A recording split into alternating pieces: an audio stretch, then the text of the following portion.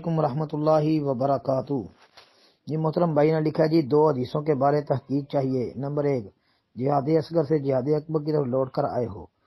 Number 2، قیامت کے دن اللہ پاک سب سے پہلے حضرت عمر رضی اللہ عنہ سے مصافحہ کرے گا۔ جی محترم بھائی دونوں کا الگ الگ تحقیق عرض کر دیتا ہوں۔ پہلی روایت جو ہے جہاد اصغر سے جہاد اکبر کی طرف لوٹنے والی، جی یہ کتاب الزہد الکبیر امام بہقی کی کتاب ہے، اس کے اندر حدیث نمبر 373 ہے کہ نبی علیہ السلام کے پاس کچھ مجاہدین آئے تو آپ نے انہیں فرمایا تم خیر سے لوٹے ہو، جہاد اصغر سے جہاد اکبر کی طرف واپس آئے ہو۔ کہا گیا جہاد اکبر کیا ہے؟ فرمایا بندے کا اپنی خواہش سے جہاد کرنا۔ جی یہ روایت ہے لیکن سند اس کی صحیح نہیں ہے۔ جی سند کے اندر لیث بن ابی سلیم ایک راوی ہے جس پر محدثین نے کلام کیا ہے۔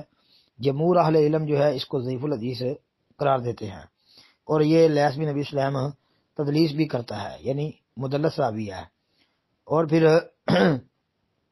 آخری عمر میں اس کو اختلاط بھی ہو جاتا تھا، یعنی اختلاط کا شکار ہو گیا تھا یہ، تو یہ روایتوں کے متعلق یہ سمجھ نہیں سکتا تھا، تمیز نہیں کر سکتا تھا کہ یہ روایت کیسی ہے، اس کے اندر فرق کرنا بھول گیا تھا، جس کی وجہ سے متروک الحدیث قرار دے دیا گیا تھا۔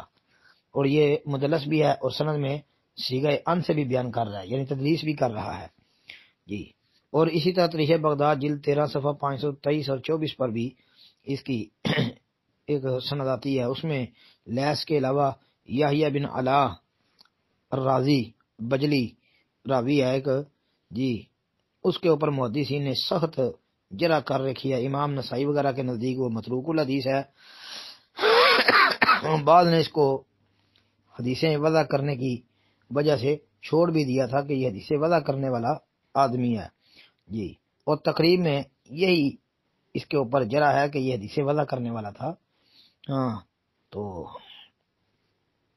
باقی بھائی اس کی کوئی سند بھی ہمارے علم کے مطابق صحیح نہیں ہے۔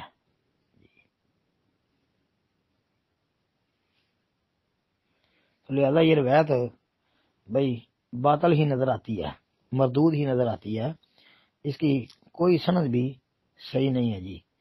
اور پھر یہ بھی یاد رکھیں کہ امام بہقی رحمۃ اللہ علیہ نے کتاب الزہد کے اندر اس کو نقل کرنے کے بعد خود ہی اس روایت کو ضعیف بھی قرار دے دیا، لکھ دیا ہے وَهَذَا إِسْنَادٌ فِيهِ ضَعْفٌ۔ جی تو امام بہقی کے نزدیک بھی یہ ضعیف ہی ہے۔